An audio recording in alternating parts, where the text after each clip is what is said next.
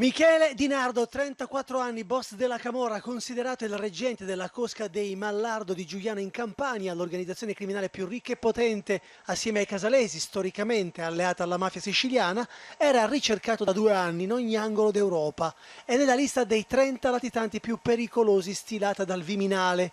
Lui se la godeva al sole di Palinuro, delizioso centro della costiera cilentana, dove trascorreva qualche giorno di relax assieme alla compagna. I carabinieri di Castello di Cisterna l'hanno stanato pedinando amici e parenti.